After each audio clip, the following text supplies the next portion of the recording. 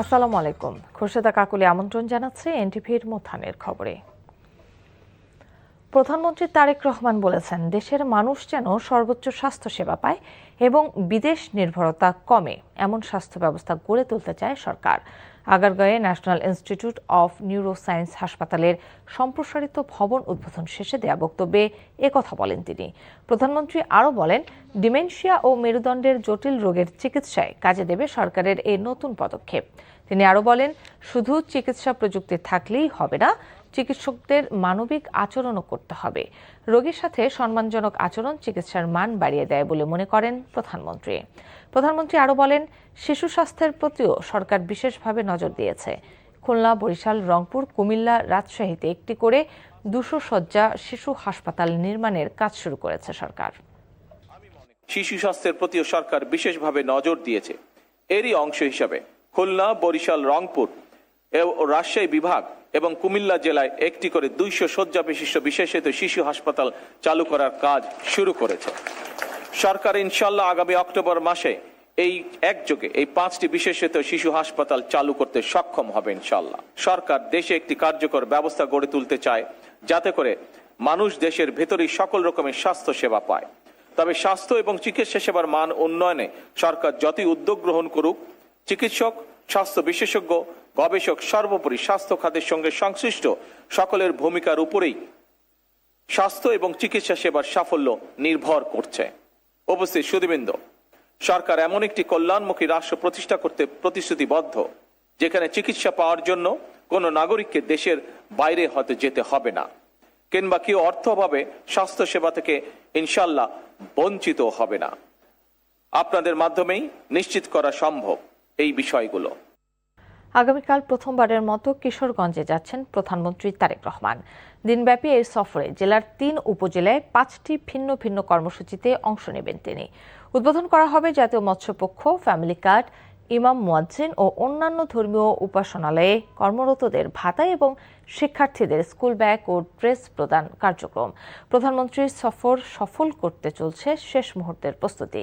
কিশোরগঞ্জ থেকে মারুফ আহমেদের পাঠানো রিপোর্ট।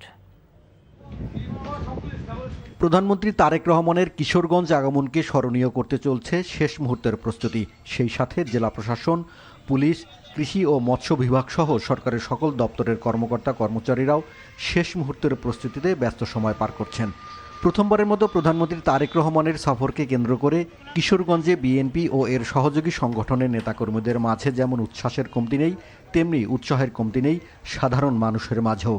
আমরা খুবই সৌভাগ্যবান যে আমাদের প্রধানমন্ত্রীকে আমরা খুব কাছ থেকে দেখার সুযোগ পাবো। আমাদের কটিয়াদীতে একটা হিমাগারের জন্য আমরা আবেদন করব।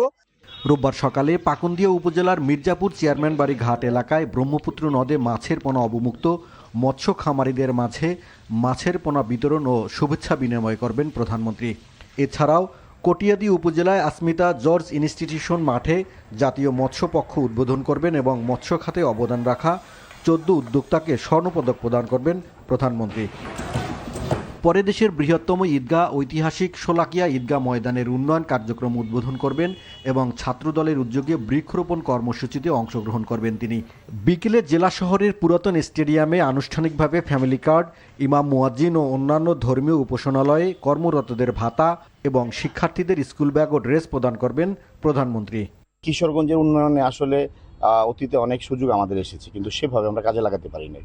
এবার আমরা চাচ্ছি যে সার্বিকভাবে বৃহত্তর জনগোষ্ঠীর উন্নয়নে যে পদক্ষেপগুলো নেওয়া দরকার সেগুলো আমরা ওনার কাছে দাবি রাখবো। আমি আশা করি কিশোরগঞ্জের ব্যাপারে উনি অত্যন্ত দুর্বল এবং কিশোরগঞ্জের উন্নয়নে উনি কিন্তু ইতিমধ্যেই ব্যাপক সহায়তা করার আশ্বাস দিয়েছেন। কিশোরগঞ্জ উন্নয়ন প্রকল্প নামে একটা প্রকল্প গ্রহণ করা হয়েছে।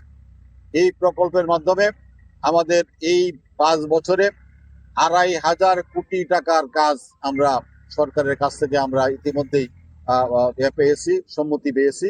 প্রধানমন্ত্রীর সফরের মধ্য দিয়ে রেল ও সড়ক যোগাযোগ, শিল্পায়ন, স্বাস্থ্য ও অবকাঠামো সহ সব দিকে পিছিয়ে থাকা ও অনগ্রসর কিশোরগঞ্জ জেলায় নতুন দিগন্তের সূচনা হবে বলে মনে করছেন স্থানীয়রা। NTV news desk. বিএনপি মহাসচিব মির্জা ফখরুল ইসলাম আলমগীর বলেছেন, দীর্ঘ রাজনৈতিক জীবনে নানা প্রতিকূলতার মধ্যেও গণতন্ত্র প্রতিষ্ঠা ও মানুষের অধিকার আদায়ের আন্দোলনে গুরুত্বপূর্ণ ভূমিকা রেখেছেন বেগম খালেদা জিয়া। বিএনপি চেয়ারপারসন ও 3বারের প্রধানমন্ত্রী বেগম খালেদা জিয়ার 82তম জন্মদিন উপলক্ষে নয়াপল্টনে দলের কেন্দ্রীয় কার্যালয়ে আয়োজন করা হয় দোয়া ও মিলাদ মাহফিল। এতে অংশ নেন বিএনপির কেন্দ্রীয় নেতাকর্মীরা। মরহুমা নেত্রীর রাজনৈতিক জীবন, গণতন্ত্রের জন্য আন্দোলন এবং দেশের মানুষের প্রতি তার অবদানের কথা স্মরণ করেন তারা। বিএনপি যে একটা সত্যিকারের একটা রাজনৈতিক দলে পরিণত হয়েছে, তার মূল কারিগর কিন্তু এই দেশনেত্রী বেগম খালেদা জিয়া। দীর্ঘদিন সংগ্রাম, লড়াই, নীতির প্রশ্নে আপোষ না করা, দলকে ধারণ করা এবং নেতা কর্মীদেরকে স্বীকৃতি দেওয়া, এই মহান নেত্রী আমাদের মাঝে আজকে নেই, কিন্তু তার কাজ, তার প্রেরণা আমাদেরকে সব সময় অনুপ্রেরণা যোগায়। আমরা আজকের এই দিনে আমরা সবাই এই শপথ নেব যে বিএনপিকে আমরা সত্যিকার অর্থেই এমন একটা গণতান্ত্রিক দলে পরিণত করতে চাই যে সত্যিকার অর্থেই বাংলাদেশকে নেতৃত্ব দিতে সক্ষম হবে। রাজধানী সহ দেশের বিভিন্ন স্থানে গ্যাস সংকট তীব্র আকার ধারণ করেছে। গ্যাস না পেয়ে সিএনজি ফিলিং স্টেশনগুলোতে ঘন্টার পর ঘন্টা অপেক্ষায় থাকতে হচ্ছে চালকদের। গ্যাস সরবরাহ কম থাকায় সড়ক মহাসড়কের পাশে সিএনজি ফিলিং স্টেশনগুলোতে দেখা যাচ্ছে যানবাহনের দীর্ঘ সারি। এদিকে গ্যাসের অভাবে বন্ধ শিল্প কারখানা বন্ধ হয়ে যাওয়ারও খবর পাওয়া যাচ্ছে। অনেক এলাকায় বাসা বাড়িতে জ্বলছে না রান্নার চুলা। মাস হতে চললেও এই সংকটের সমাধান না হওয়ায় বাড়ছে হতাশা। ওদিকে গ্যাস সংকটের পাশাপাশি সারা দেশেই বেড়েছে বিদ্যুতের লোডশেডিং। এতে সাধারণ মানুষের দুর্ভোগের পাশাপাশি শিল্প কারখানার উৎপাদন কমতে শুরু করেছে। এ বিষয়ে আরও জানাতে রাজধানীর তেজগাঁও থেকে সরাসরি যুক্ত হচ্ছেন সিনিয়র করেসপন্ডেন্ট সেলিম মালিক। সেলিম, এই মুহূর্তে ফিলিং স্টেশনের কি চিত্র দেখছেন?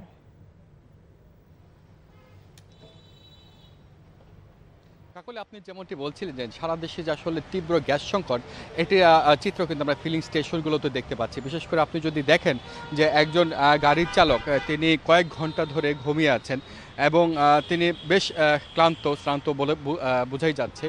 এবং শুধু তিনিই নয়, এখানে আমরা এই গ্যাস স্টেশনের লাইনে আমরা কয়েকশো গাড়ি রয়েছে এবং প্রায় প্রত্যেকটি গাড়িতে কিন্তু চালকরা বেশ ক্লান্ত হয়ে আছেন, কারণ এখানে কয়েক ঘন্টা বলতে প্রায় 10 থেকে 12 ঘন্টা হবে যে তারা এই ধরনের সংকটের মধ্যে রয়েছেন। এরকম তারা গ্যাসের জন্য যে অপেক্ষা, সে অপেক্ষা করতে করতে তাদের আসলে বলা যেতে পারে যে দিনের প্রায় অর্ধেকে কিন্তু চলে যাচ্ছে, তারপরও কিন্তু গ্যাস পাওয়া যাচ্ছে না। এবং গ্যাসের এই সংকটের যে সমাধান সেটাও কিন্তু আসলে স্পষ্ট করে বলা হচ্ছে না।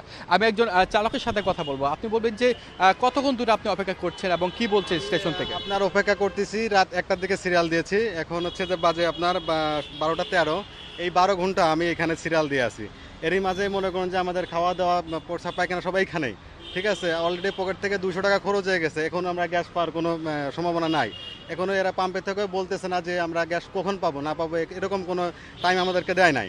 আমরা এখানেই বসে আছি গ্যাস নেওয়ার জন্য। ধন্যবাদ। এই পাম্পের যে ম্যানেজার রয়েছেন তার সাথে আমার কথা বলার সুযোগ হয়েছে। তিনি আমাকে যেটা বলেছেন যে আসলে গ্যাসের চাপ সারাদিনে লাগেও 15 পিএস, সেখানে মাত্র তারা 2 পিএস পাচ্ছেন, অর্থাৎ 10% কিন্তু কম এখানে গ্যাসের যে চাহিদা সেটা পাওয়া যাচ্ছে। তো এটা আসলে কখন গ্যাস এখান থেকে দেওয়া হবে সেটাও আসলে সদুত্তর দিতে পারছে না এই পাম্প থেকে। সবাই আসলে চাচ্ছে যে দ্রুত এই সংকট কেটে যাক, কারণ গত 1 মাস ধরে কিন্তু আসলে এই সংকটের মধ্য দিয়ে যাচ্ছে এই চালকরা এবং সারা দেশের মানুষও কিন্তু আসলে বেশ কষ্টের মধ্যে রয়েছেন। তো এই ছিল আমার কাছে গ্যাস স্টেশন থেকে খবর।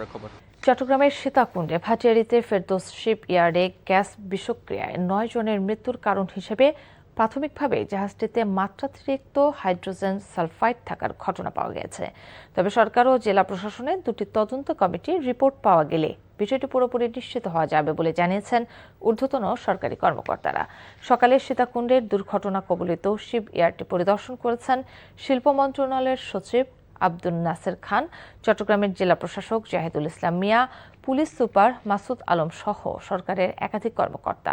এ সময় কর্মকর্তারা জানান, এই ঘটনা তদন্তে শিল্প মন্ত্রণালয়ের অতিরিক্ত সচিব AKM বেঞ্জামিন রিয়াজকে প্রধান করে 11 সদস্যের একটি কমিটি গঠন করা হয়েছে।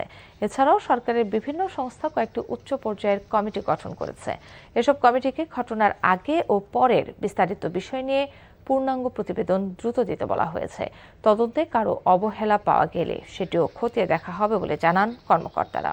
আমরা যেটুকু জেনেছি এক্সক্লুসিভ অধিদপ্তরে যিনি আছেন ওনারা যেটা ডিটেক্ট করেছেন হাইড্রোজেন সালফাইড যেখানে আছে সেটা কিভাবে রিমুভ করা যায়, ড্রেন আউট করা যায়, সেই থ্রেডটা থেকে আগে আমরা সেটাই চেষ্টা। গাজীপুরের কালীগঞ্জে এক ব্যবসায়ীর বাড়িতে ডাকাত বেশে প্রবেশ করে কুপিয়ে এক গৃহবধূকে হত্যা করেছে দুর্বৃত্তরা।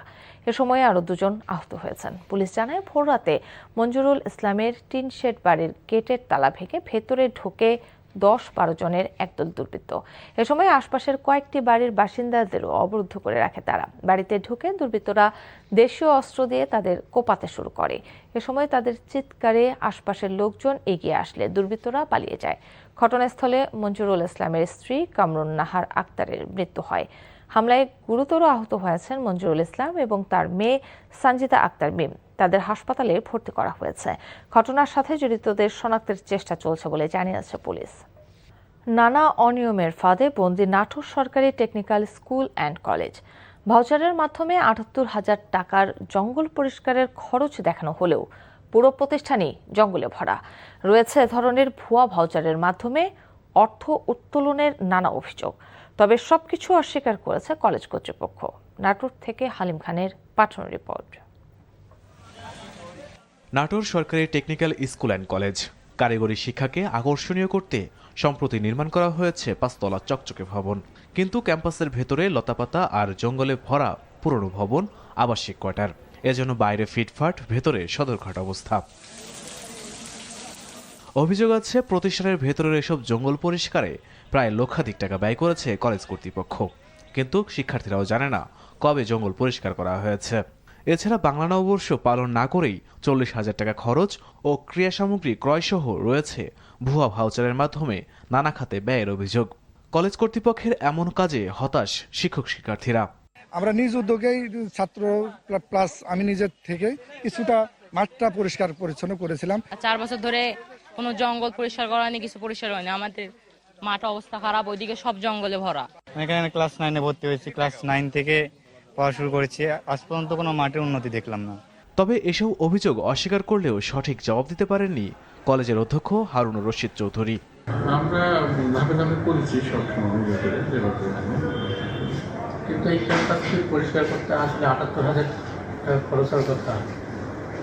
শিক্ষার্থীরা যেটা বললো তারা নিজেরাই পরিষ্কার করে। না, শিক্ষার্থীদের আমরা লাগাইছি না, অবশ্য পালনই হয়নি।